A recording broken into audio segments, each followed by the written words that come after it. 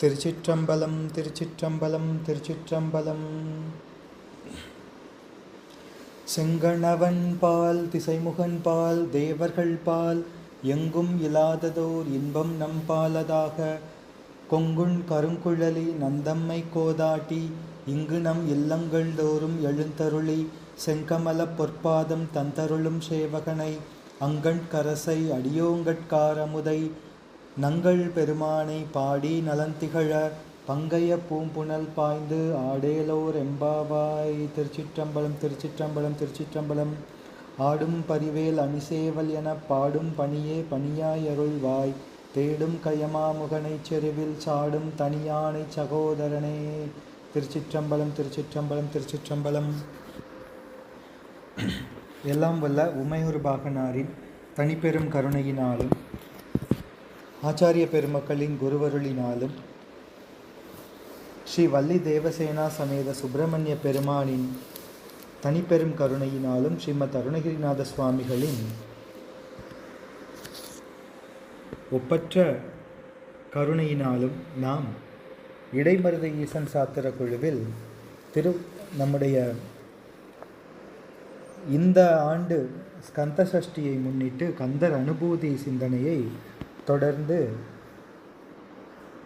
செய்து வருகின்றோம். அந்த வகையில் 36 திருப்பாடல்களுக்குரிய சிந்தனையை உரையை நாம் சிந்தித்திருக்கின்றோம். இன்றைய அமர்விலே 37வது திருப்பாடல் முதல் நாம் சிந்திக்க வேண்டும்.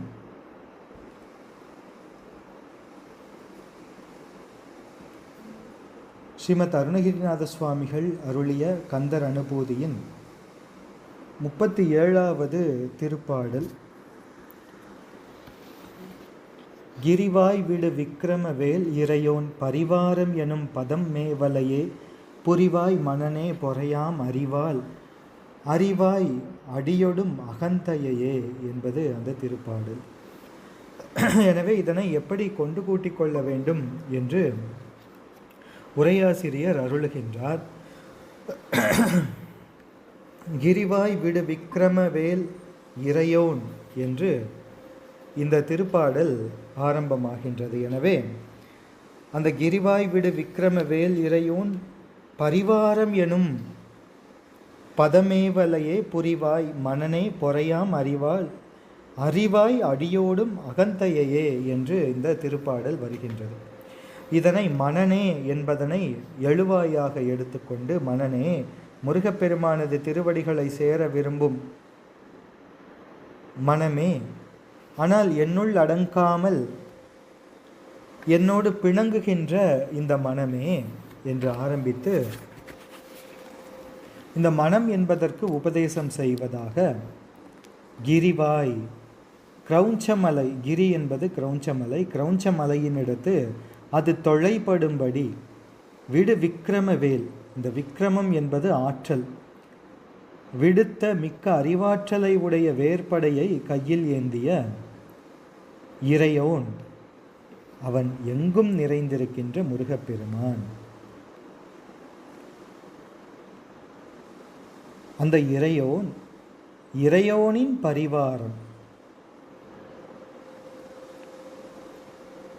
எனவே இறையோனின் பரிவாரம் என்பது முருகப்பெருமானின் திருத்தொண்டர்கள். முருகப்பெருமானின் திருத்தொண்டர்கள் இங்கே பரிவாரம் என்று இந்த செய்யுளிலே சொல்லப்படுகின்றார்கள். என்றால் அடியவர்கள், சூழ்ந்திருக்கும் அடியவர்கள். அந்த பரிவாரம் எனும் பதம் சூழ்ந்திருக்கும் அடியார் என்று கூறப்படும் பதவியை மேவலையே புரிவாய், அதை அடைவதையே நீ விரும்புவாயாக. பொறையாம் அறிவால் எவர் இகழினும் புகழினும் அதற்காக வெறுக்காமலும் மகிழாமலும் எம்பெருமானின் திருவடியோடு ஒன்றுபட்டு ஒத்திருக்கும் செம்மை, அந்த உள்ளத்துறவு நிலையால் அடையும் அந்த மெய்ஞானம், அதுதான் இங்கே பொறையாம் அறிவு என்று சொல்லப்படுகின்றது. அத்தகைய பொறையாம் அறிவு, அதனால் என்ன செய்வாய் என்றால் இந்த அகந்தையை அடியோடு அறிவாய் என்று அதனை கொண்டு கூட்டிக் கொள்ள வேண்டும்.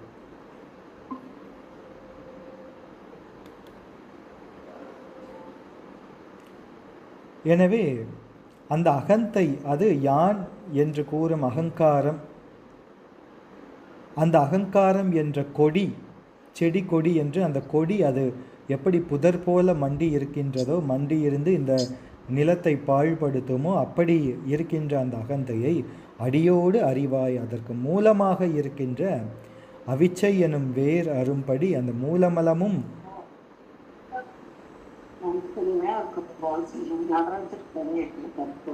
அம்மா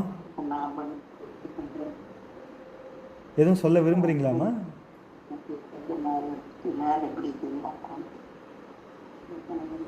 திருச்சிற்றம்பலம்.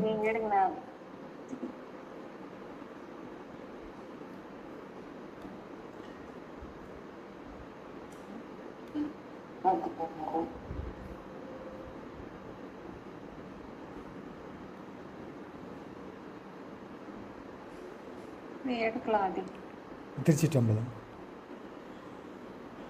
அடியோடு அறிவாய், அதற்கு மூலமாயிருக்கின்ற அதுவும் வேர் அரும்படி அறுத்து களைவாயாக என்று இந்த பாடலை கொண்டு கூட்டிக் கொள்ள வேண்டும். எனவே மனனே, நீ இங்கனம் அகந்தையையும் மமதையையும் அவற்றுக்கு காரணமான அந்த மல வாசனையும் அரும்படி களைவாய் என்றால் நான் முருகப்பெருமானது திருவடி அனுபூதியை அடைவேன் என்று இது விளக்கப்படுகின்றது.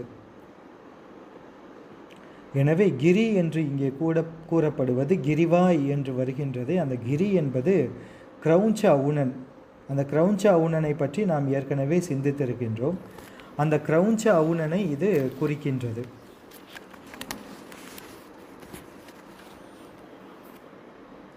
விக்ரமம் என்பது ஆற்றல், அதாவது அறிவாற்றல், அது ஞானசக்தி. அப்படி இந்த கிரௌஞ்சமலை துகளாகும்படி விக்ரமவேல் விடுத்தவர் முருகப்பெருமான். அவரை இறையோன், விடுவிக்ரமவேல் இறையோன் என்று அருணகிரிநாத சுவாமிகள் இந்த இறை என்கின்ற நாமத்தை வைத்து முருகப்பெருமானை போற்றுகின்றார். இறை என்றால் அதற்கு தங்குதல், தங்கு, இரு என்றால் இருத்தல், தங்குதல் என்று பொருள். முருகப்பெருமான் உயிர்களிடமும் உலகத்திடமும் தங்கியிருப்பவர், கலந்து இருப்பவர். எனவே இறைவன் என்கின்ற திருநாமம் நம்முடைய சிவபெருமானுக்கே உரிய திருநாமம் ஆகும்.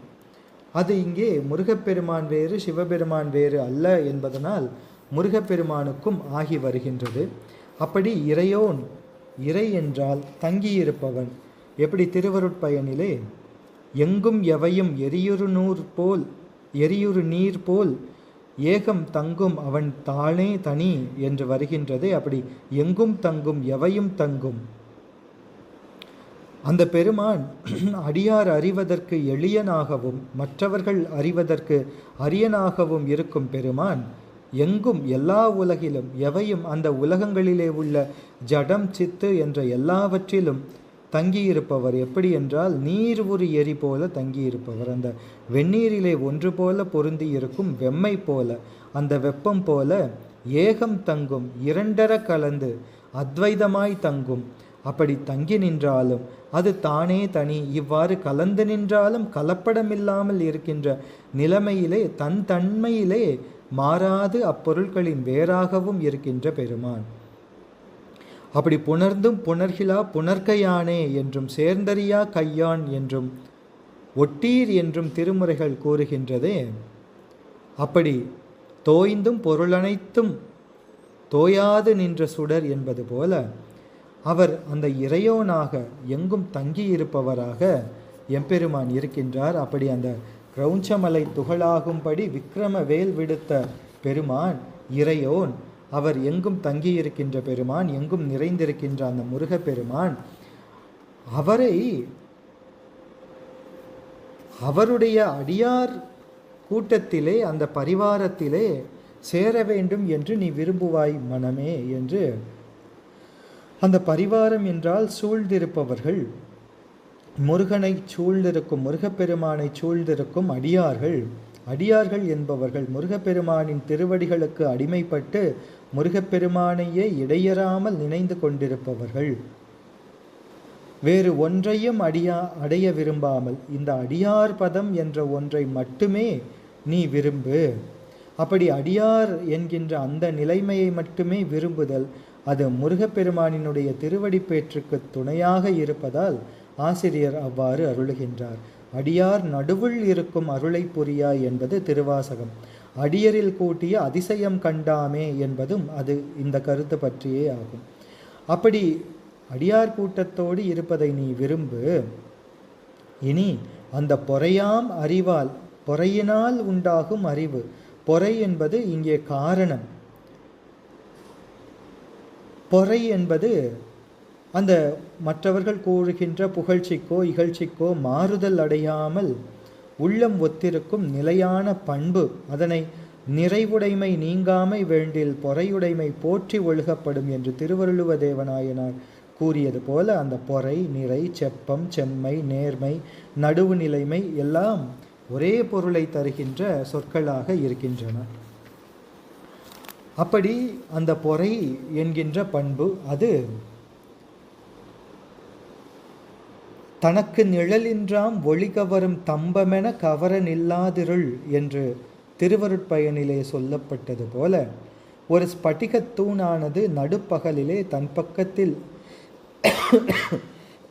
பன்னிறங்களை காட்டாது பகலவன் ஒளி அதனை காட்டுவது போல இந்த சார்ந்து அதன் வண்ணமாய் இருக்கின்ற தன்மை உடைய ஆன்மா, இருதன்மைப்படும் இயல்புடைய ஆன்மா பொய்யான ஐம்புல விஷயங்களை பற்றாது எதை பற்ற வேண்டுமோ அதை பற்றினால் அந்த என்றும் ஒரு தன்மைப்பட்ட மெய்யான மாறாத சத்து, அந்த சத்து பொருளாய் இருக்கின்ற முருகப்பெருமானது அருள் ஒளியையே பற்றி நின்றால் மல இருள் என்பது நீங்கி முழுவதும் அருளொளியாலே பற்றப்பட்டு நிறைந்திருக்கும் பண்பு அது பொறை என்று இங்கே கூறப்படுகின்றது.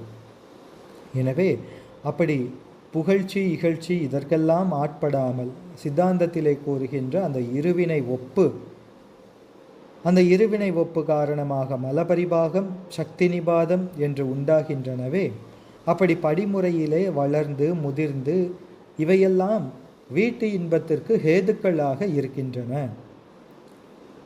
கமையெல்லாம் உடையராகி கழலடி பரவும் தொண்டர்க்கு அமைவிலா அருள் கொடுப்பர் ஐயாரனார்க்கே என்று எம்பிரான் திருநாவுக்கரசு சுவாமிகள் போற்றுவது போல இந்த கமை என்பது இங்கே பொறை ஆகும். இங்கே அறிவு என்பது ஆன்மா இறைவனோடு அத்துவிதமாய் ஒற்றித்து நின்று உணரும் மெய் உணர்வு. அகந்தை என்பது ஆணவ மலத்தின் காரியமாகிய அவிச்சை எனும் மயக்க அறிவினால் உண்டாகும் யான் என்கின்ற தன்முனைப்பு தத்போதம். எனவே இது இனம் பற்றி மற்றைய பொருட்பற்று மற்றவற்றையும் இது குறிக்கும். அப்படி இருக்கின்ற அதனை அடியோடு அறிவாய். எனவே அப்படி கூறப்படவே அறிவு என்பது அந்த ஞானம் என்பது வாழ். அது எதை வெட்டுகின்றது என்றால் அகந்தை என்ற கொடியை அடியோடு வெட்டி வீழ்த்துகின்றது. எனவே ஒருவர் அடியார் கூட்டத்தை சேர்ந்திருந்தால் யான் எனது என்ற செருக்கற்று முருகப்பெருமானின் திருவடி அனுபூதியை அடைவார்கள் என்பது இந்த செய்யுளினுடைய கருத்து. அப்படி இந்த 37வது செய்யுளினுடைய பொருள் நமக்கு உணர்த்தப்படுகின்றது. ஸ்ரீமத் அருணகிரிநாத சுவாமிகள் அருளிய கந்தர் அனுபூதியின் 38வது திருப்பாடல். ஆதாளியை ஒன்று அறியேனை அறத்தீது ஆளியை ஆண்டது செப்புமதோ கூதாள கிராத குலிக்கு இறைவா வேதாள கணம் புகழ் வேலவனே என்பது அடுத்த திருப்பாடல். எனவே இதனை எப்படி கொண்டு கூட்டிக் கொள்ள வேண்டும் என்றால், கூதாள கிராத குலிக்கு, கூதாளம் என்கின்ற மலர், கூதாளம் என்பது மலர், அந்த கூதாள மலரை அணியும் குறவர் குலத்திலே வளர்ந்த வள்ளி நாயகியாருக்கு, கூதாள கிராத குலிக்கு இறைவா தலைவனே, வள்ளி நாயகியாருக்கு தலைவனே, வேதாள கணம் பேய்க்கூட்டம் புகழ் வேலவனே, புகழ்ந்து துதிக்கின்ற வேல்படையை உடைய முருக கடவுளே, ஒன்றும் அறியேனை, ஒன்று அறியேன் என்று இருக்கின்றது, அதனை ஒன்றும் அறியேனை என்று மாற்றிக்கொள்ள வேண்டும். ஒன்றும் அறியேனை, அதாவது ஆணவமல இருளிலே மூழ்கி கிடக்கும் அந்த கேவல நிலையில் உலகத்தையும் நின்னையும் தன்னையும் ஒன்றையுமே அறியாத அந்த அறியாது இருக்கின்ற என்னை, அதோடு கூட ஒன்றும் அறியாத என்னை என்பது இந்த வகையிலே ஒரு பொருள். அதோடு இறைவன் உணர்த்தினாலன்றி வேறு ஒன்றையும் உணராத இந்த அடியேன் சிறியேன் ஆதாளியை, அப்படி கேவல நிலையில் இருந்த நிலையிலிருந்து என்னை எடுத்தாண்டு நின்னால் தனுகரண புவனபோகங்கள் சேர்க்கப்பெற்ற அந்த சகல நிலையிலே, அப்படி தனுகரண புவனபோகங்கள் கருவிகள் எல்லாம் கொடுக்கப்பட்டாலும் கூட அந்த கருவிகளின் வழியாய் நீ உன்னால் அறிவிக்கப்பட்டு இந்த உலகப் பொருட்களை பாசப்பொருட்களை ஏகதேசமாக அறிந்தபோது நிலையில்லாத உலகப் பொருளே நிலையுள்ளது என்று மதித்து வீண்பெருமை பாராட்டி உன்னை மறந்து வழிபாடு செய்யாமல் இருந்தவன் என்று கேவல நிலையிலே ஒன்றையுமே உணராமல், சகல நிலையிலே நீ கருவிகளை கொடுத்தாலும் உன்னை உணராமல் உலகப் பொருட்களை அதுவும் நீ உணர்த்திய வழியிலே உணர்கின்ற நான் தீதாளியை நின்னை நினைந்து வழிபட்டாலும் நினது அருளின் வயப்படாமல் பிறவிக்கு காரணமாக இருக்கின்ற நல்வினை தீவினைகளின் வயப்பட்டு உலகில் தீமைகளை செய்கின்றவனுமாகிய என்னை அற ஆண்டது என்றால் முழுவதும் கெட்டு ஒளியும்படி குருவடிவிலே வந்து அறிவுறுத்தி என்னை அடிமையாக ஆட்கொண்ட பெரும் கருணை செயல். கேவல நிலையில் உள்ள முழு அறியாமை, சகல நிலையிலே இருக்கின்ற ஏகதேச அறிவு, இருவினைகளினால் உண்டான அந்த தீமை, இவையெல்லாம் கெட்டு ஒளியும்படி குருவடிவாய் வந்து அறிவுறுத்தி என்னை அடிமையாக ஆட்கொண்ட அந்த பெரும் கருணை செயலானது என்னை அற ஆண்டது, இவையெல்லாம் அரும்படி ஆண்டது. செப்புமதோ என் உள்ளத்தில் நான் உணரும் பொருளாய் இருப்பதன்றி பிறரோடு வாயினால் பேசும் பொருள் ஆகுமோ? ஆகாது என்றபடி இதனை கொண்டு கூட்டிக் கொள்ள வேண்டும். எனவே நீ எனக்கு எனது மல இருளினால் உண்டாகிய அறியாமையை கெடுத்து நின்னை உணரும்படி உணர்வு தந்து என்னை ஆண்ட பெரும் கருணையை நினைந்து உருகி நின்னிடம் அயரா அன்பு செய்தால் நான் நினது திருவடி அனுபூதியை அடைவேன் என்பது இந்த பாட்டினுடைய அந்த பொருளாக இருக்கின்றது. அந்த முதலிலே வருகின்றது அந்த கூதாளம் என்பது அது மலையிலே இருக்கக்கூடிய ஒரு செடி, அது இங்கே செடியிலே இருக்கக்கூடிய பூவை குறிக்கின்றது. அந்த கூதாளத்தை அணிபவர்கள் கிராதர்கள், அவர்கள் வேடர்கள், அதாவது விலங்குகளை வேட்டையாடும் தொழிலை உடைய மலைக்குறவர்கள். வள்ளி நாயகியார் அந்த மலைக்குறவர் குலத்திலே தோன்றியவர். எனவே அவரை கிராத குலி என்கின்றார். குலம் என்ற சொல் அது அங்கே கிராத குலி, வேடர் குலத்திலே உதித்து எழுந்தவள் என்று வள்ளி நாயகி அம்மையாரை குறிக்கின்றது. குலி குலம், அதாவது குலத்தை உடையவர் குலி, அங்கத்தை உடையவர் அங்கி, குணத்தை உடையவர் குணி என்பது போல குலத்தை உடையவர் குலி என்ற வகையிலே இது வள்ளிநாயகி முருகப்பெருமானின் இச்சாசக்தி தான் வள்ளிநாயகி அம்மையார். அந்த முருகக்கடவுள் வள்ளிநாயகியாராகிய இச்சாசக்தியை அங்கே உயிர்களின் பொருட்டு ஐந்தொழில் செய்யும் அந்த சக்தியை உடையவர் சக்திமான் முருகப்பெருமான். எனவே வள்ளி என்கின்ற இச்சாசக்தியை உடைய சக்திமான் முருகப்பெருமான். எனவே அந்த கிராத குலிக்கு இறைவராகின்றார். கிராத குலம், அந்த கிராத குலத்திலே வந்து உதித்த வள்ளியம்மையார் கிராத குலி. அந்த வள்ளியம்மையாரின் ஆன்ம நாயகர் நம்முடைய முருகப்பெருமான். அந்த சக்தியின் நாயகனாக சக்திமானாக இருப்பவர் முருகப்பெருமான். எனவே கிராத குலிக்கு இறைவா என்று அருளுகின்றார் முருகக்கடவுள். வள்ளி நாயகியாருக்கு தலைவனாக இருப்பது அவருடைய ஸ்வரூபம். முருகக்கடவுள் வள்ளி நாயகியார் பாதம் பணிவது அது அகப்பொருள் ஊடல் துறை பற்றி நிகழ்வது ஆகும்.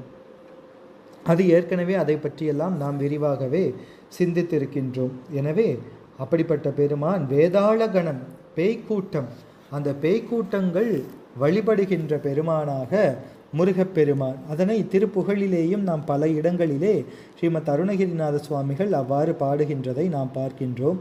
முருக கடவுள் சூரபத்மனோடு போர் செய்து அவனுடைய சேனைகளை கொன்றதனால் உண்டான அந்த பிணங்கள் அவைகளெல்லாம் பேய்க்கூட்டங்களுக்கு விருந்தாக உணவாக அமைகின்றன என்ற காரணம் பற்றி வேதாள கணம்புகழ் வேலவன் என்று அருளுகின்றார்.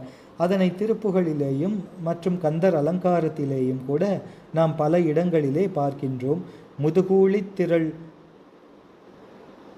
டுண்டுன் டுடுடுடு டூடு டுடுடுடு டுண்டுண்டு டுண்டு டிண்டின் டிண்டென கொட்டி ஆட எம் சூர்கொன்றை ராவுத்தனே என்று கந்தர் அலங்காரத்திலே வருவது ஒரு உதாரணத்திற்காக ஒரு இடம். எனவே அப்படி வேதாள கணம் புகழ் என்ற முருகப்பெருமான் ஆண்டு அருளுதல் என்பது முருகப்பெருமானது பெருங்கருணை செயலுக்கு அவருடைய இச்சாசக்தியும் ஞானசக்தியும் உடன் நிகழும் ஹேதுக்களாக இருப்பதனால், அப்படி இச்சாசக்திக்கு நாயகனே என்ற வகையிலே கிராத குலிக்கு இறைவா என்றும், ஞானசக்திக்கு நாயகனே என்ற வகையிலே வேலவனே என்றும் அழைத்து போற்றுகின்றார். அப்படி இருக்கின்ற பெருமானே ஒன்று அறியேனை ஒன்றும் அறியேனை, அந்த ஒன்று அறியேனை என்பதை ஒன்றும் ஒரு சிறிதும் அறியேனை, உயிருக்கு அந்த முழு அறியாமை கேவல நிலையிலே ஆணவமல மறைப்பினால் உண்டாகின்றது. ஆணவமல இருளிலே முழுவதும் அந்த ஆன்ம அறிவு மறைக்கப்பட்டு இருக்கின்ற நிலை. ஆதாளி என்பது தன்னை பற்றி வீண் பெருமை பாராட்டுகின்றவன் என்பது நேர் பொருள். ஆதாளி என்பதற்கு தன்னை பற்றி வீண் பெருமை பாராட்டுகின்றவன் என்பது நேர் பொருள். அது இங்கே எதனை குறிக்கின்றது என்றால் சகல நிலையை குறிக்கின்றது. எப்படி என்றால், இங்கே ஒருவன் தனது சகல நிலையில் தனக்கு உலகில் உள்ள இந்த பொருளும் புகழும் இவை நானே சம்பாதித்தவை, இந்த பொருளாக இருக்கட்டும், புகழாக இருக்கட்டும், நண்பர்கள், உறவினர்கள், குடும்பத்தார்கள், இவர்களெல்லாம் எனக்காக இருப்பவர்கள், நானே பெற்றுக்கொண்டவர்கள், நானே சம்பாதித்து கொண்ட பொருள் என்று. அதோடு மட்டுமல்ல, இவர்களெல்லாம் சதம், இவர்கள் நிலையானவர்கள், இவர்கள் எனக்கு துணையாக இருப்பவர்கள், இவர்கள் என்னை நம்பியிருப்பவர்கள் என்று எத்தனை பொருள்களை வேண்டுமானாலும் வருவித்து கொள்ளலாம். அப்படி இந்த நிலையற்ற பொருள்களை நிலையுள்ள பொருள்கள் என்று மதித்து செய்வதும் ஆதாளி என்கின்ற ஒரு குணம்தான், வீண் பெருமை பாராட்டுகின்ற ஒரு தன்மைதான். எந்த ஒரு பொருளானாலும் சரி, அது இறைவன் கொடுக்க நாம் பெறுவோம். எந்த ஒரு உணர்வு ஆனாலும் சரி, எதை அறிவதானாலும் சரி, எதை அனுபவிப்பதானாலும் சரி, இறைவன் அறிவித்தால் நாம் அறிவோம், இறைவன் நம்மை அனுபவிக்கச் செய்தால் நாம் அனுபவிப்போம், இறைவன் நம்மை செலுத்தினால் நாம் செல்வோம். எனவே இவற்றையெல்லாம் நாமே செய்கின்றோம் என்று நினைப்பது வீண் பெருமை பாராட்டுவது. எனவே அந்த சகல நிலைக்குரிய இதனை விளக்குவதற்காக ஆதாளி என்ற அந்த சொற்பிரயோகத்தை ஸ்ரீமத் அருணகிரிநாத சுவாமிகள் இங்கே வைத்து அருளுகின்றார். அடுத்ததாக வருகின்ற தீதாளி என்பது அது பிறவிக்கு காரணமான இருவினைகளை ஆளுகின்றவர் என்ற பொருள். அதாவது அருள் வழி ஒழுகாமல், இருவினைகளை கடவாமல், இருவினைகளின் வழி ஒழுகுகின்றவர் என்ற பொருளிலே வருகின்றது. அப்படி நல்வினை தீவினைகள் ஆகிய இருவினைகளின் வழியே ஒழுகி பிறவிக்கு காரணமாக இருந்து இந்த உலகத் துன்பத்திற்கு இவையெல்லாம் ஹேதுக்களாக இருக்கின்றன. எனவே அவற்றை தீது என்று இங்கே ஸ்ரீமத் அருணகிரிநாத சுவாமிகள் அருளுகின்றார்கள். திருவேழி மிழலையானை சேராதார் தீநெறிக்கே சேர்கின்றாரே என்பது எம்பிரான் அப்பர் சுவாமிகளினுடைய திருவாக்கு, திருவேழி மிழலை திருத்தாண்டகம். எனவே இறைவன் உயிர்களிடத்திலே மல இருள் காரணமாக உண்டாகின்ற தீமை முழுவதையும் நீக்கி அருள் ஒளி காரணமாக உண்டாகின்ற அந்த முழு நன்மை விளங்கச் செய்பவர் நம்முடைய இறைவன். அதனை நன்று அருளி தீது அகற்றும் நம்பிரான் கான் என்று திருவாரூர் திருத்தாண்டகத்திலே எம்பிரான் அப்பர் சுவாமிகள் அருளுகின்றார்கள். அப்படி இந்த இருவினை பாகுபாடு குறித்து அவற்றின் வழி ஒழுகுதல் அது ஆணவ மலத்தின் காரியமான யான் என்னும் செருக்கினால் உண்டாகின்றது. எனவே இந்த உலகத்திலே உவர்ப்பு யான் என்கின்ற செருக்கு நீங்கத் தொடங்கும் காலமே இருவினை ஒப்பு பருவம் அது தொடங்குகின்ற காலம், தொடங்கப்படும் காலம் ஆகும். அதுவே அருள் சிறிது பதியத் தொடங்கும் காலமும் ஆகும். எனவே யான் என்னும் செருக்கு அறுதலே முருகப்பெருமானது திருவடி பேற்றுக்கு ஏதுவாக இருப்பதனால் அவைகளையெல்லாம் குறிக்கும் விதமாக ஆதாளி என்றும் தீதாளி என்றும் கூறி பின் இவையெல்லாம் இவையெல்லாம் கெட்டு ஒழியும்படி என்னை ஆண்ட பெருமான் என்பது முற்றிலுமாக கெட்டு ஒழிய எனது யான் என்னும் செருக்கு அரும்படி செய்து பக்குவம் வந்தபின் அந்த பக்குவ முதிர்ச்சி காரணமாக முருகப்பெருமான் குரு வடிவிலே வந்து ஆட்கொண்டு அருளுவதால் அந்த என்பதற்கு பின் ஆண்டது என்று அருளுகின்றார். ஆண்டது என்பது ஆண்டு அருளுதல் என்கின்ற எம்பெருமானின் பெரும் கருணை செயலை இங்கே குறிக்கின்றது. அது செப்புமதோ என்பதில் வருகின்ற வினா செப்புமதோ என்பது அதை செப்ப முடியாது என்ற பொருளிலே வருகின்றது. செப்பும் அதோ என்று பிரித்தால் அது என்பது அந்த மகா வாக்கியத்திலே வருகின்ற தத் என்ற அந்த பொருளை குறிப்பதாக அமைகின்றது.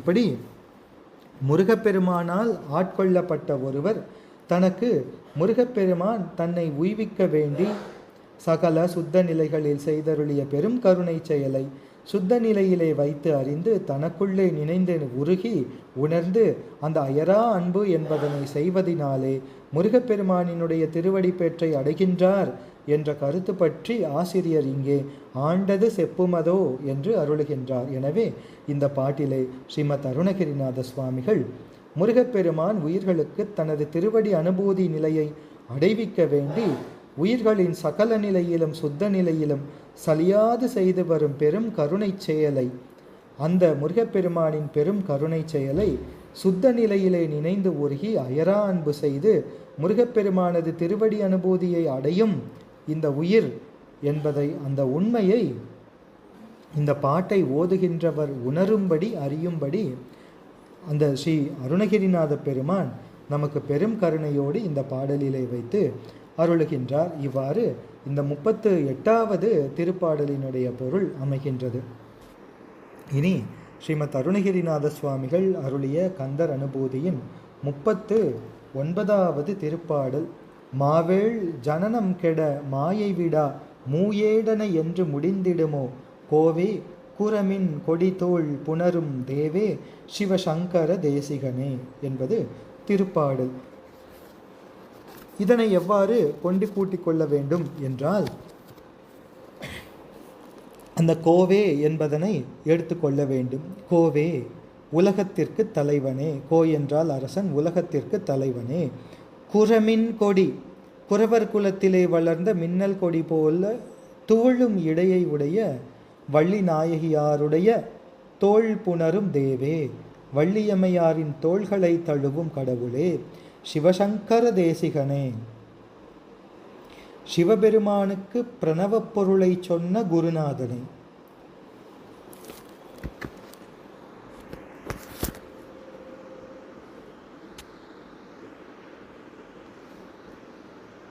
சிவபெருமானுக்கு பிரணவ பொருளை சொன்ன குருநாதனே, அதுவே இங்கு சிவசங்கர தேசிகனே என்று வருகின்றது.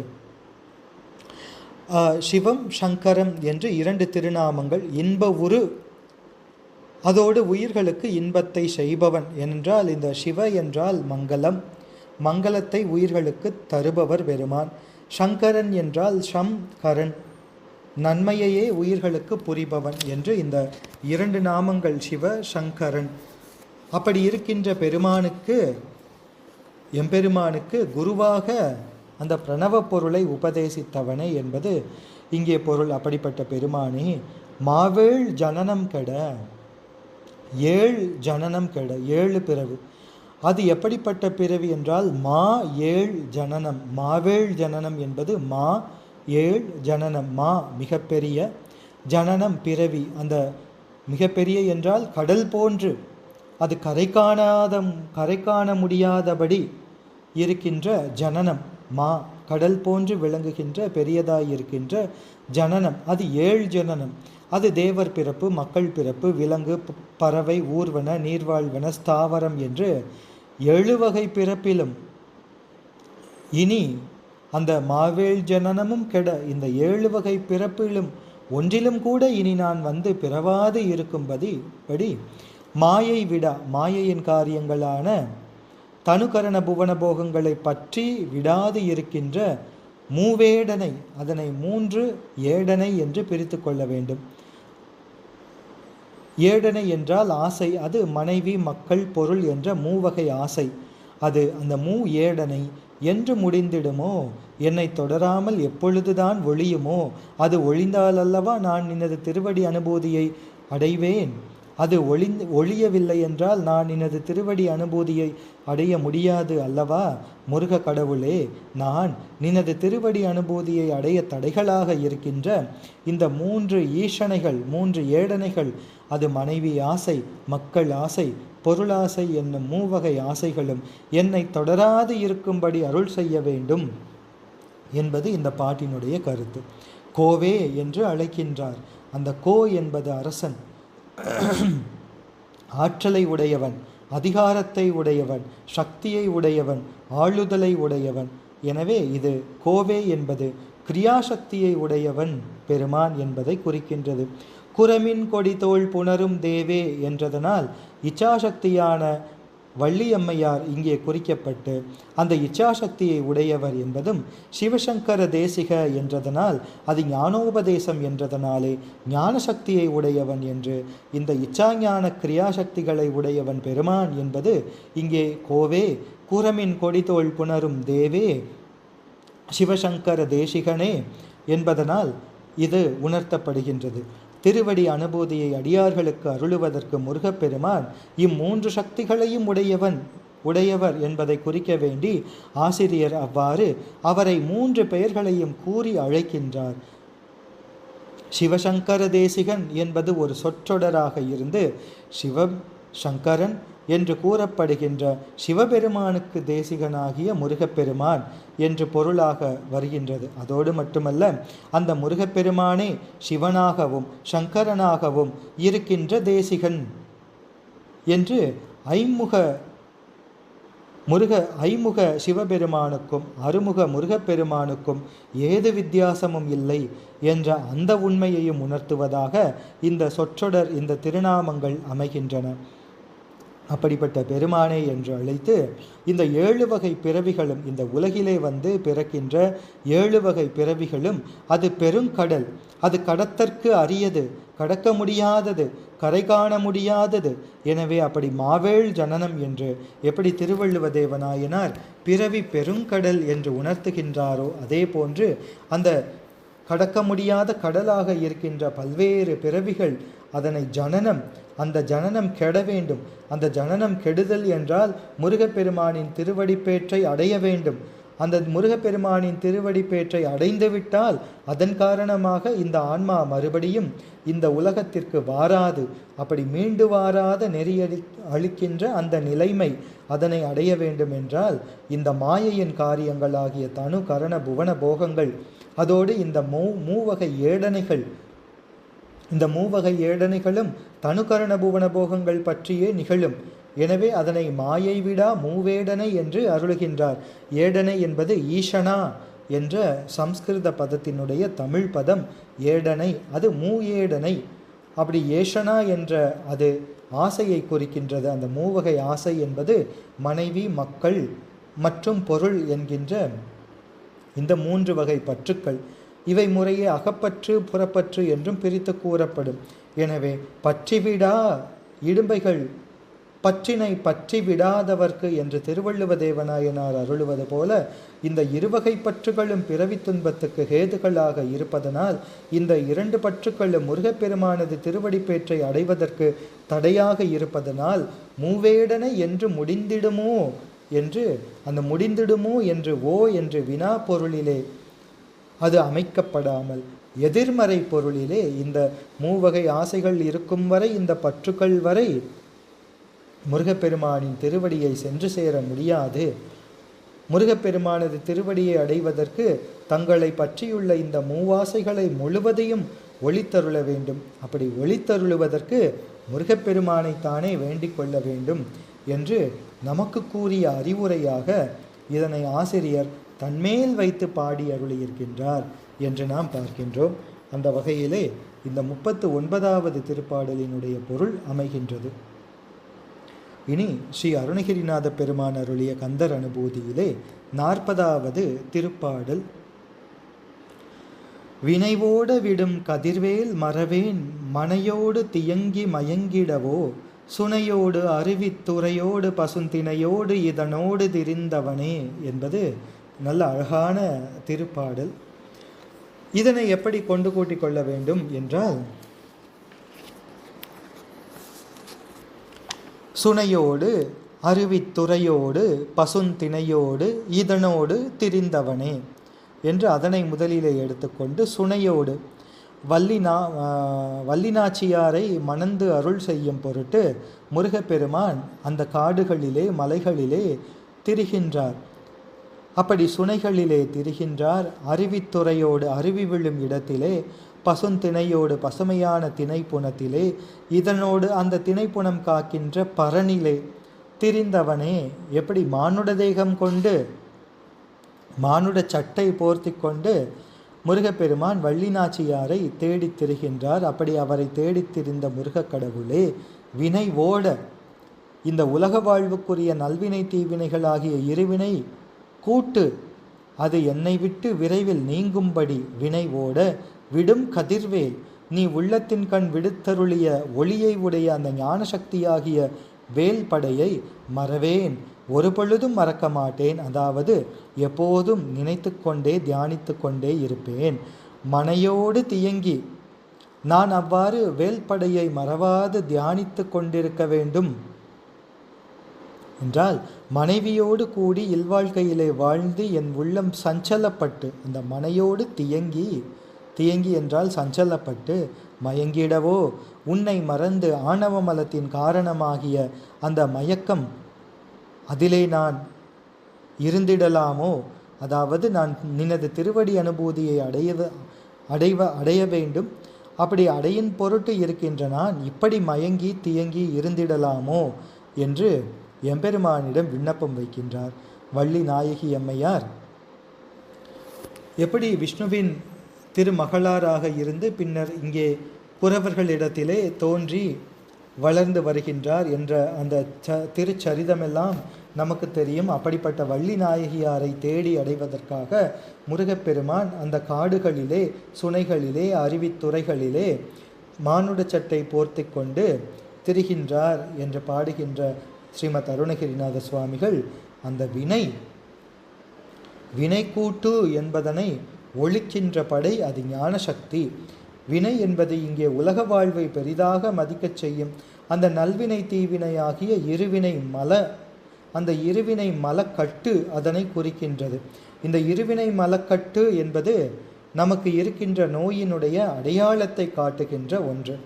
எனவே ஞானசக்தியாகிய வேலினுடைய அந்த ஒளி நம்முடைய ஆன்ம அறிவிலே, அதாவது சிவஞானம் ஆன்ம ஞானத்திலே பிரகாசிக்கும் போது இந்த மல இருளெல்லாம் நீங்கிவிடும்.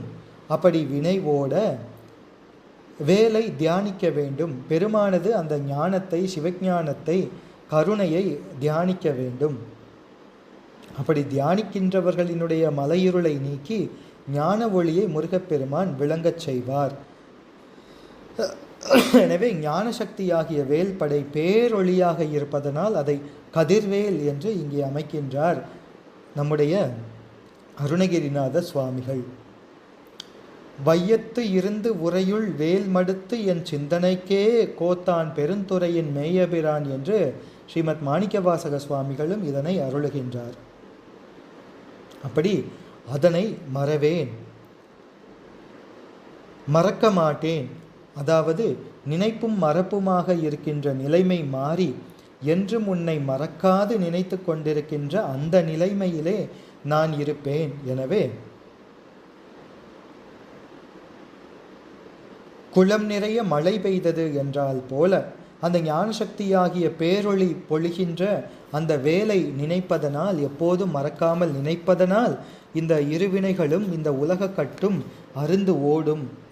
அப்படி அருந்து ஓடும்படி நான் அதனை தியானிப்பேன், மறக்காமல் தியானிப்பேன். அந்த இடையரா அன்பு என்று சொல்லப்படுகின்றதே, அதுபோன்று நினைப்பும் மறப்பும் இல்லாதவர் நெஞ்சம் வினைப்பற்று அறுக்கும் விமலன் இருக்கும் என்று திருமந்திரம் கூறுவது போல, அன்றிய பாச இருளும் அஞ்ஞானமும் சென்றிடும் ஞான சிவ பிரகாசத்தால் என்று திருமந்திரம் அதிலே எம்பிரான் திருமூலதேவநாயனார் கூறுவது போல அப்படி வேலானது பேரொளியோடு விளங்குகின்றது. அதனை வேல் வகுப்பிலே நம்முடைய ஸ்ரீமத் அருணகிரிநாத சுவாமிகள் அருளுவார். சுடற்பருதி ஒளிப்ப நில ஒளிக்கும் அதி ஒளிப்ப அலை அடக்கு தழல் ஒளிப்ப ஒளிர் ஒளிப்பிரபை வீசும் குகன்வேலே என்று அருளுவார். அப்படி உள்ளத்திலே இருக்கின்ற மலையிருள் நீங்கி ஒளி விளங்குவதற்காக வேலின் வழிபாடும் வேல் வேல் என்று கூறி துதிப்பதும் அது முருகப்பெருமானுடைய வழிபாடாகவே நாம் செய்து வருகின்றோம். வேலை வணங்குவது என்பது முருகப்பெருமானை வணங்குவதே ஆகும். வேல் என்பது முருகப்பெருமானின் அபின்னா சக்தியாக நிற்கின்றது என்று நாம் பார்க்கின்றோம். எனவே அப்படியெல்லாம் இருக்க வேண்டிய நான் மனையோடு, மனை என்பது மனைவி, மனைவியோடு கூடிய இல்வாழ்க்கை, அப்படி மனைவியோடு அந்த இல்வாழ்க்கையிலே இருந்து தியங்குதல். இந்த தியங்குதல் என்பது உள்ளத்திலே சஞ்சலப்படுதல். எனவே இல்வாழ்க்கையிலே இருக்கின்ற ஒருவர் இருவினை பயன்களாகிய செல்வம், வறுமை, புகழ்ச்சி, இகழ்ச்சி, நன்மை, தீமை என்று இந்த சிவஞான சித்தியாரிலே பேரு, இழவு, பிணி, மூப்பொடு, சாக்காடு என்றெல்லாம் வருகின்றதே, அதுபோன்று அங்கும் இங்குமாக இந்த துவந்துவங்களில் ஊசல் போன்று உழன்று உள்ளம் சஞ்சலப்படுகின்றது. அதனை மனையொடு தியங்கி என்று அருளுகின்றார். அப்படி சஞ்சலப்படுவதால் மெய்ப்பொருளாகிய முருகனை மறந்து பொய்ப்பொருளாகிய உலக வாழ்வில் மயங்குவது உண்டாவதால் தியங்கி மயங்கிடவோ என்று அருளுகின்றார். அப்படி மயங்கிடவோ என்றால் அப்படி மயங்கிடுவதற்கு அன்று, அது இந்த உயிரினுடைய இயல்பு அன்று. பாசப்பொருளோடு கூடி பாசத்தை அனுபவிப்பது, பாசக்கருவிகளை கொண்டு பாசத்தை அனுபவிப்பது உயிரின் இயற்கை அன்று. அது சத்தோடு கூடி சத்தை அனுபவித்து சத்தாய் இருக்க வேண்டியது இயல்பு. எனவே அப்படி நான் மயங்கிடவோ மயங்கிட மாட்டேன், மயங்கிடக்கூடாது. அப்படி மயங்கிவிடாதபடி நான் உன்னை மறவேன். உன்னுடைய அந்த வேல் என்கின்ற அந்த ஞான சக்தியை, உன்னுடைய பெரும் கருணையை நான் மறக்க மாட்டேன். கதிர்வேலை மறவாது இருத்தல் என்பது இல்வாழ்க்கையிலே தியங்கி மயங்குவதற்காக அல்லாமல் அந்த மயக்கத்திலிருந்து நீங்கி முருகப்பெருமானது திருவடி அனுபூதியை அடைவதற்காக என்பது இங்கே கருத்து. எனவே வேல் என்ற சொல் அது வெல் என்பதன் அதனை அடியாக கொண்டு பிறந்தது. வெல் என்பது வெற்றி, வெற்றியை தருவது வேல், வெல்வது வேல், வேறு எதனாலும் வெல்லப்படாதது வேல். அப்படி ஆன்மாக்களினுடைய அந்த மலத்தை வெல்லும் ஆற்றலை உடையது அதுவே ஞான சக்தியாகிய வேல் என்று. அந்த ஆணவ மலத்தை வெல்லுகின்ற ஒரே பொருள் பெருமானின் ஞானம் ஒன்றே. எனவே அதனை வெல்லுவதற்கு மற்றொரு பொருள் இல்லை என்று அந்த அர்த்தத்திலே அவ்வாறு வருகின்றது. எனவே இருவினைகளும் ஆணவமலம் காரணமாக மாயா காரியங்களிலே தொழில்படுவதால் அடியார் ஒருவர் தாம் முருகப்பெருமானது வேலை நினைந்து வழிபட்டு இந்த இருவினை தொடக்கை நீக்கவும், இருவகை உலகப் பற்றுகளிலிருந்து நீங்கி முருகப்பெருமானினுடைய அந்த திருவடி வியாபகத்தின் உள்ளே நின்று, முருகப்பெருமானின் திருவடி வியாபகத்தின் உள்ளே அடங்கி நின்று அந்த தற்போதம் கெட்டு இந்த ஜீவபோதம் என்பது சிவபோதமாக இருக்கும்படி அப்படி இருந்து அப்படி வேலை மறக்காமல் இருக்க வேண்டும் என்று இங்கே அருணகிரிநாத சுவாமிகள் அந்த அப்படி இருந்தால் முருகப்பெருமானினுடைய திருவடி வியாபகத்தினுள்ளே அடங்கி இருந்தால் அந்த திருவடி அனுபூதியை அடைவார்கள் என்பது கருத்தாக இந்த திருப்பாடலினுடைய கருத்தாக அமைகின்றது. இவ்வாறு 40வது செய்யுளினுடைய கருத்து அமைகின்றது. இனி ஸ்ரீமத் அருணகிரிநாத சுவாமிகள் அருளிய கந்தர் அனுபூதியிலே 41வது திருப்பாடல். சாகாது எனையே சரணங்களிலே கா கா நமனார் கலகம் செய்யும் நாள் வாகா முருகா மயில்வாகணனே யோகா சிவஞான உபதேசிகனே என்று அந்த அற்புதமான திருப்பாடல். இதனை எப்படி கொண்டு கூட்டிக் கொள்ள வேண்டும் என்றால், வாகா வெற்றியை உடையவனே, முருகா முருக கடவுளே, மயில்வாகணனே மயிலை ஊர்தியாக உடைய பெருமானே, யோகா உயிர் பொருளிலும் உயிரில் பொருளிலும் அத்வைதமாய் கலந்து நிறைந்திருக்கும் எங்கும் நிறைந்திருக்கும் பொருளே, சிவஞானோபதேசிகனே, சிவஞான உபதேசிகனே, பக்குவப்பட்ட அடியார்களுக்கு மெய்யறிவை அறிவுறுத்தும் அருட்குரவனே, நமனார், நமனாகிய யமனின் தூதுவர்கள் கலகம் செய்யும் நாள் எனது இந்த ஸ்தூல உடலிலிருந்து உயிரை சூக்கும உடம்போடு சேர்த்து பிரிப்பதற்காக பாசக்கயிறு வீசி கலகம் செய்யும் நாள், சண்டை செய்யும் நாளிலே சாகாது, நான் சாகாதபடி என்னை, அடியேனாகிய என்னை சரணங்களிலே நினது திருவடி நீழலிலே தங்கும்படி செய்து கா கா விரைவிலே காத்து அருள்வாயாக என்று இந்த திருப்பாடலை கொண்டு கூட்டிக் கொள்ள வேண்டும். வாகா என்பது வாகை, வெற்றி. அந்த வெற்றிக்கு அடையாளமாக வாகை மலரை சூடும் வழக்கம் தமிழ் மண்ணிலே இருந்தது. எனவே அது வெற்றி என்ற பொருளிலே வருகின்றது. வாகா, வாகன், அது வாகா என்பது வாகன் என்பது ஆண்பால் படற்கையாக வரும். அது விழிப்பொருளாக வரும்போது வாகா என்று வருகின்றது. அது வெற்றியை உடைய பெருமானே. முருகப்பெருமான் வெற்றியினை உடையவர். என்ன வெற்றி? உயிர்களினுடைய மலையிருளை, உயிர்களினுடைய பகையாகிய மலையிருளை வெற்றி கொள்கின்ற அந்த தன்மை. அந்த மலையிருளை நீக்கி அருளொளி விளங்கச் செய்து அவைகளுக்கு தனது, இந்த உயிர்களுக்கு தனது திருவடி அனுபூதியை கொடுக்கின்ற வெற்றி. அது அந்த முருகப்பெருமானின் வெற்றி. அது ஆன்மாக்களின் பகையை அழிப்பதனால், ஒழிப்பதனால் வருகின்ற வெற்றி. அப்படி வெற்றியை உடைய வாகா என்று அழைத்து, யோகா, யோகா என்றால் ஒன்றி இருத்தல், சேர்ந்து இருத்தல். அது இங்கே பெருமான் உயிர் பொருளிலும் உயிரில் பொருளிலும் அத்வைதமாய் கலந்து எங்கும் நிறைந்திருக்கின்ற அந்த தன்மையை உணர்த்துகின்றது. இன்னும் யோகா என்பதற்கு யோகமூர்த்தி என்றும் ஒரு பொருள். யோகத்து 6 உபதேச தேசிக என்பது திருப்புகழ். அப்படி யோகமூர்த்தியாக எங்கும் எதிலும் யோகா ஒன்றியிருக்கின்ற அந்த புணர்ச்சி, யோகம் என்பது புணர்ச்சி, கலப்பு. அது இங்கே முருகப்பெருமான் எல்லா பொருள்களிலும் நிறைந்து அத்வைதமாய் கலந்திருக்கின்ற அந்த பொருளை உணர்த்துகின்றது. அப்படி இருக்கின்ற பெருமான் யோகா. இதனை ஒளிவர நிறைந்த யோகமே என்று திருவாசகத்திலேயும் நாம் காண்கின்றோம். அங்கேயும் அந்த யோகமே என்பது அப்படி அவர் எங்கும் ஒளிவர நிறைந்த யோகமே என்று அங்கே இருப்பதனை நாம் பார்க்கின்றோம். அப்படி இருக்கின்ற யோகா சிவஞான உபதேசிகனே. அதாவது சிவஞானம் என்ற சொற்றொடரோடு உபதேசிகன் என்பது சேர்ந்து சிவஞானோபதேசிகனே என்பது அப்படி வருகின்றது. சிவஞானம் என்பது சிவபெருமானை அடையச் செய்யும் மெய்ஞானம். சிவபெருமானை அறிவதற்கு, அறிந்து அனுபவிப்பதற்கு வியஞ்சகமாக இருப்பது பதிஞானமாகிய சிவஞானம். அந்த சிவஞானம், அது பதிஞானம், மெய்யறிவு, மெய் உணர்வு என்றெல்லாம் சொல்லப்படும். அப்படி சிவஞான உபதேசிகனே, அந்த மெய்யறிவை உணர்த்துகின்ற குருபரனே, குரவரனே, நமனார் கலகம் செய்யும் நாள். நமனார் என்பது அது நமன், அவனினுடைய தூதுவர்கள் நமனார்.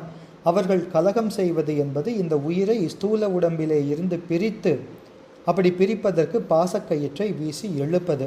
அந்த நமனாரால் வரும் அந்த சாவிலிருந்து என்னை காப்பாயாக, அப்படி என்றால் இறப்பிலிருந்து காப்பாய் என்றால் அந்த இறப்பிற்கு பின் வருகின்ற பிறப்பிலிருந்தும் என்னை காப்பாயாக, இறப்பு பிறப்பு என்ற இந்த பிறவி சுழலிலிருந்து எம்மை காப்பாயாக என்று பொருள். அப்படி முருகப்பெருமானின் திருவடி அனுபூதியை அடைவது அதுவே அந்த சாகாமல் என்னை காப்பாய் என்பதனுடைய பொருளாக வருகின்றது. சாவாமை காத்தென்னை ஆண்டாய் போற்றி என்பது திருவாரூர் போற்றி திருத்தாண்டகம். அப்படி ஜீவன் முக்தர்களை நமன் அணுகான். அப்படி என்றால் அந்த நிலைமைக்கு என்னை ஆக்குவாயாக என்று பொருள். எனவே அந்த நமன், அவர்களின் நமனின் தூதுவர்கள், அவர்கள் வீசுகின்ற அந்த பாசக்கயிற்றுக்கு, அவர்கள் செய்கின்ற கலகத்திற்கு நான் அகப்படாமல் இருக்க வேண்டும்.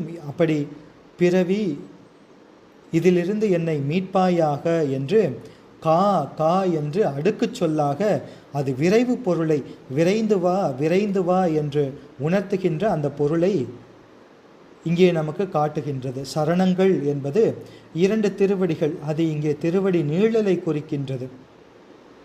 எனவே நமனார் செய் பணிக்கு ஆளாக்கும் பிறவி பாச வெப்பம் தணிப்பது, இந்த பிறவி பாசம் என்கின்ற இந்த வெப்பத்தை தணிப்பது முருகப்பெருமானின் திருவடி வியாபக நீழலே. எனவே சரணங்களிலே காக்கா என்று பெருமானிடம் விண்ணப்பிக்கின்றார், விரைவு பற்றி விண்ணப்பிக்கின்றார். எனவே முருகப்பெருமானின் திருவடி அனுபூதி பெற்ற ஸ்ரீமத் அருணகிரிநாத சுவாமிகளுக்கு இந்த நமனால் வரக்கடவதோர் இடையூறு ஏதும் இல்லை என்றாலும் கூட அருணகிரிநாத சுவாமிகள் அவ்வாறு வைத்து காட்டுவது அது முருகப்பெருமான் திருவடிகளிலேயே எப்போதும் சலியாது நினைந்து கொண்டிருக்கும் ஆற்றல் இல்லாத அடியார்களை உய்விக்க வேண்டும் என்று இந்த அடியார்களின் மேல் வைத்த பெரும் கருணையாலே அடியார்களுக்கு அறிவுரையாக இந்த பாட்டை அடியார்களினுடைய நிலையை தம் நிலைமையாக தம்மேல் வைத்து கோரி அருளுகின்றார். எனவே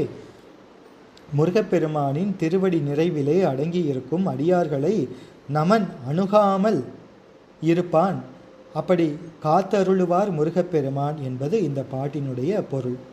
இவ்வாறு 41வது திருப்பாட்டினுடைய பொருள் அமைகின்றது.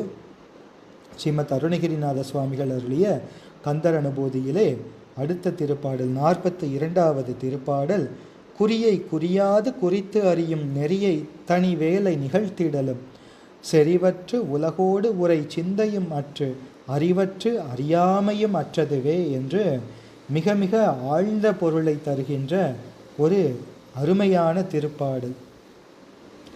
இதனை உரையாசிரியரின் வழி நின்று இதன் பொருளை நாம் ஒருவாறு சிந்திக்க முயற்சிப்போம். எப்படி கொண்டு கூட்டிக் கொள்ள வேண்டும் என்றால், குறி என்பது இலக்கு. எல்லா உயிர்களுக்கும் இலக்காக இருப்பது முருகப்பெருமானின் திருவடியே. எல்லா உயிர்களும் முடிவிலே அடையும் பொருளாக எங்கும் நிறைந்திருப்ப அந்த பெருமான் முருகப்பெருமான் அந்த குறியை குறியாது குறித்து காலம் இடம் என்ற வரையறைக்கு உட்பட்ட உலகப் பொருளை குறிப்பது போல குறியாதும். அப்படி உலகப் பொருளை குறித்து அறிவது போல அப்பெருமானை நம்முடைய பெருமானை அறிய முடியாது. அப்படி என்றால் ஒருவர் பெருமானை அடைய வேண்டும் என்றால் பெருமானை அடைய வேண்டும் என்கின்ற வேட்கை கொண்டு அறியாது அறியும் நெறி, அறியும் நெறி, அது அறியாது அறியும் நெறி. அறியாது அறியும் நெறி என்றால் பாசஞானம் பசுஞானங்களினால் அறியாது பதிஞானத்தால் மட்டுமே உணர்கின்ற நெறி, அது ஞான நெறியாகிய அந்த ஞானமாகிய சன்மார்க்கத்தை இங்கே குறிக்கின்றது. அந்த நெறியை தனி வேலை ஒப்பற்ற வேல்படை ஏந்திய முருகக் கடவுள் நிகழ்த்திடலும் மௌன குருவாய் வந்து எனது உள்ளே நின்று உணர்த்தியவுடன் அந்த ஞான நெறியை நாம் பார்க்கின்றோம். அந்த பெருமானே மானுட சட்டை தாங்கி குரு வடிவாக சகல வர்க்கத்து ஆன்மாக்களை உய்விப்பதற்காக எழுந்தருளுவார் என்று பார்க்கின்றோம். அப்படி எழுந்தருளி உலகோடு செறிவற்று உரையற்று சிந்தையுமற்று அறிவற்று அறியாமையும் அற்றது அப்படி உணர்த்தியவுடன் முருகப்பெருமான் குரு வடிவாக வந்து அந்த ஞானத்தை உணர்த்தியவுடன் செறிவற்று சேர்ந்திருத்தலாகிய செயல் ஒழிந்தும் எதனோடு உலகோடு இந்த உலகினோடு செறிவற்று இந்த உலகோடு சேர்ந்திருப்பதாகிய செயல் ஒழிந்தும் உரையற்று உரைக்கு ஏதுவாகிய வேட்கை ஒழிந்தும் சிந்தையும் அற்று சிந்தையில் நிகழ்வதாகிய அதுவும் ஒழிந்தும் அறிவற்று கருவியினால் அறிவும் ஒருபுட ஏகதேச அறிவும் ஒழிந்து அறியாமையும் கருவியினால் நிகழும் அறியாமையும் அற்றது அறவே நீங்கியது என்று முருகப்பெருமான் அவரே அடைவதற்கு இலக்காக இருப்பவர். அந்த புருஷார்த்தம் என்று சொல்லப்படுகின்ற தர்ம அர்த்த காம மோட்சங்களிலே மோட்சம் ஒன்றே உண்மையான புருஷார்த்தம், மற்றவையெல்லாம் அதற்கு அங்கமாக இருப்பவைகள். அறத்திலே நின்று அப்படி படிப்படியாக நின்று உண்மையான புருஷார்த்தம் என்பது மோட்சம் என்பதே. அப்படி குறியாக இருக்கின்ற அந்த பெருமானை எப்படி குறியாது குறித்து அந்த பெருமானை உலகப் பொருள் போல ஏகதேசமாக சுட்டி உணரும் அறிவினாலே அறிய முடியாது. எப்படி அறிய முடியும் என்றால் அறியாது அறிய வேண்டும். அறியாது அறியுதல் என்றால் பசுஞானம் பாசஞானங்களினால் அறியாது பதிஞானத்தினாலே அறிய வேண்டும். அந்த பதிஞானத்தை யார் தருவார் என்றால் அந்த பெருமானை ஞான குருவாக வந்து தருவார். அப்படி ஞானம் உணர்த்தும் முறைமையினை உணர்த்திய பின்னர் எது அற்றுப்போகும்? உலகோடு செறிவு அற்றுப்போகும், உரை அற்றுப்போகும், சிந்தையும் அற்றுப்போகும், அறிவற்று போகும், அறியாமையும் அற்றுப்போகும் என்று அற்புதமான இந்த பொருள் தருகின்ற திருப்பாடல். எனவே இந்த பாட்டிலே நம்முடைய ஆசிரியர் ஸ்ரீமத் அருணகிரிநாத சுவாமிகள் தாம் அடைந்த முருகப்பெருமானது திருவடி அனுபூதியை எப்படி இந்த உலக மக்களுக்கு உணர்த்துவது என்று, இந்த உலக மக்கள் அறிந்து உய்யும்படி உலக மக்கள் மேல் வைத்த பேரருளால் அவர் அறிந்த அந்த அனுபவத்தினை உலக அனுபவ முறையினிலே எதிர்மறை முகத்தால் கூறி அருளுகின்றார். ஏனென்றால் இந்த முருகப்பெருமானின் திருவடி அனுபூதியை சொல்லி புரிய வைக்க முடியாது, யாருக்கும் சொல்ல முடியாது,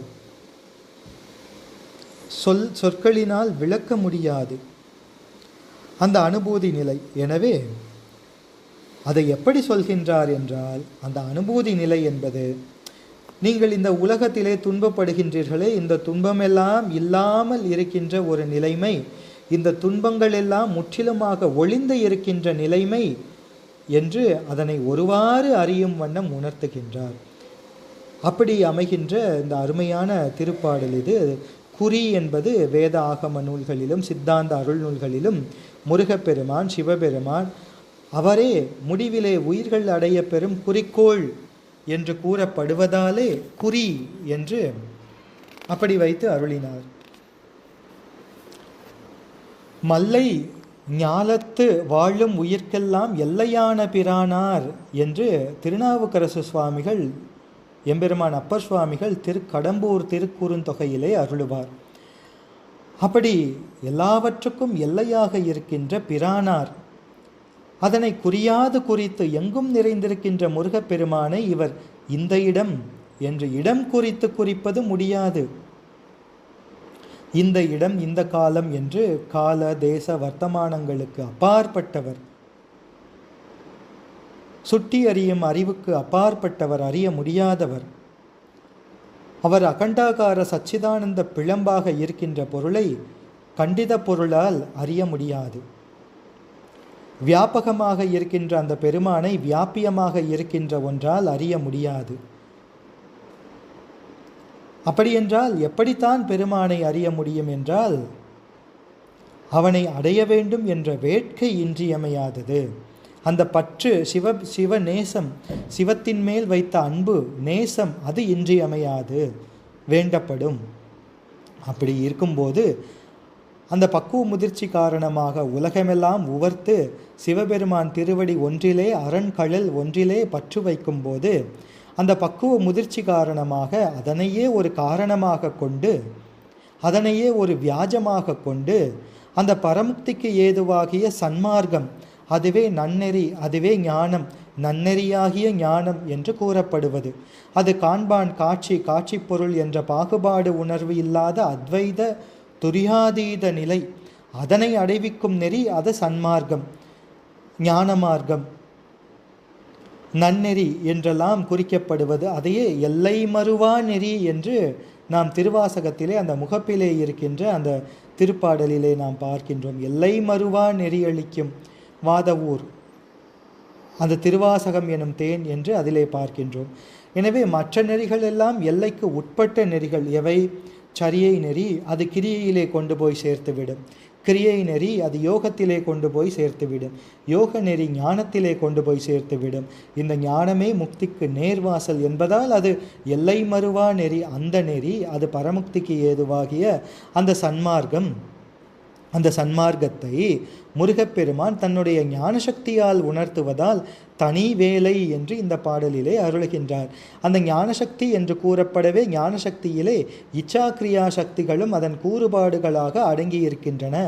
என்பதும் பெறப்படும். எனவே ஞான சக்தியை குறிக்கும் வேலை அவ்வாறு கூறி, அப்படிப்பட்ட உண்மை அந்த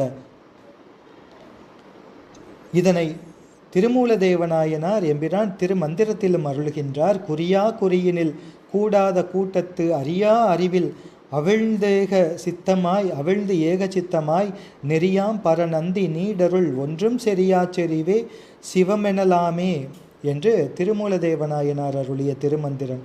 அதே போன்று எம்பிரான் தாயுமான சுவாமிகளும் குறியும் குணமுமர கூடாத கூட்டத்து அறிவறிவாய் நின்றுவிட ஆங்கே பிறவரவும் சும்மா விருத்தி சுகம் கொடுத்த மோன நின்பால் கைமாறு நான் ஒளிதல் காண் என்றும் அருளியிருக்கின்றார். அப்படி அறியாமை அறிவகற்றி என்ற சிவஞான சித்தியாரிலே வருகின்ற அந்த அற்புத திருவிருத்தம் போல இங்கே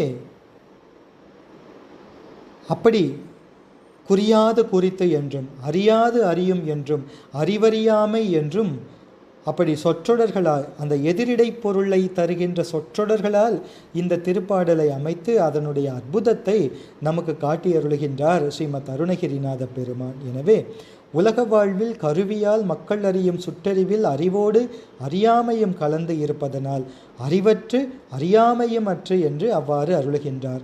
அருளால் அறியும் அறிவில் அறிவறியாமையின்றி மெய்யறிவு மட்டுமே உண்டாவதால் அவ்வாறு கோருகின்றார். எனவே அறிவறியாமை கடந்து அறிவானால் அறிவறியாமை அழகியவாறே என்பது எம்பிரான் திருமூலதேவநாயனார் அருளிய திருமந்திரம். அப்படி இந்த பாட்டிலே எதிரிடை பொருளை குறிக்கும் சொற்றொடர்களாக குறியாது குறித்து அறியாது அறியும் அறிவறியாமை என்று உலகத்தவர்கள் அறிய முடியாத பேரின்ப அனுபவத்தை உலகத்தவர்கள் கூறுகின்ற மொழியிலே வைத்து ஒருவாறு உலகிற்கு உணர்த்துகின்றார் நம்முடைய ஸ்ரீமத் அருணகிரிநாத சுவாமிகள். எனவே முருகப்பெருமானின் திருவடி அனுபூதியை அடைய விரும்பும் அடியார்கள் தங்கள் உலக இன்பத்தின் பொருட்டு வேட்கை அறிவு செயல்களை நிகழ்த்துதலை, அதாவது இச்சாக்கிரியா ஞானம் இந்த உலகப் பொருளை நோக்கி ஓடுவதை அறவே விட்டுவிட்டு முருகப்பெருமான் திருவடி பேற்றிற்காக தங்களினுடைய இச்சை ஞானம் செயல்களை நிகழ்த்துதல் வேண்டும் என்று நமக்கு உபதேசம் செய்து அருளுகின்றார் ஸ்ரீமத் அருணகிரிநாத சுவாமிகள் இந்த 42வது பாடலிலே என்று கூறி, இன்றைய சிந்தனையிலே இவ்வாறு 42வது திருப்பாடல் வரை கந்தர் அனுபூதியில் சிந்திப்பதற்கு நம்முடைய ஸ்ரீமத் அருணகிரிநாத சுவாமிகள் பெரும் கருணை நமக்கு செய்திருக்கின்றார் என்று ஸ்ரீமத் அருணகிரிநாத சுவாமிகளின் பெரும் கருணைக்கு அவருடைய திருவடிகளிலே அனந்த கோடி நன்றிகளை நமஸ்காரங்களை சமர்ப்பித்து கொண்டு இதுவரை பொறுமையாக செவிமடுத்த இடைமருது ஈசன் சாத்திரக்குழு அன்பர்கள் அத்துணை பேரின் திருவடி கமலங்களுக்கு அடியேன் மனமொழி மெய்களினால் கோடி நன்றிகளையும் வணக்கங்களையும் சமர்ப்பித்து கொண்டு இந்த அமர்வை இந்த அளவிலே நிறைவு செய்து இனி அடுத்த அமர்வுகளிலே தொடர்ந்து 43வது செய்யுள் வரை சிந்திக்க திருவருளை வேண்டி விண்ணப்பித்து இந்த அளவிலே அமைகின்றேன். திருச்சிற்றம்பலம். ஹரஹர நம பார்வதி பதையே ஹரஹர மகாதேவா சிற்சபேசா சிவச்சிதம்பரம் கார்த்திகேய நாம சங்கீர்த்தனம் சிவசுப்பிரமணியோம் வல்லிகாந்தஸ்மரணம் சிவசுப்பிரமணியோம் ஸ்ரீ வள்ளி தேவசேனா சமேத ஸ்ரீ சுப்பிரமணிய பெருமான் பொன்னார் திருவடிகள் போற்றி போற்றி. ஸ்ரீமத் அருணகிரிநாத சுவாமிகள் பொன்னார் திருவடிகள் போற்றி போற்றி. வெற்றிவேல் முருகனுக்கு அரகரோகரா. திருச்சிற்றம்பலம் திருச்சிற்றம்பலம் திருச்சிற்றம்பலம்.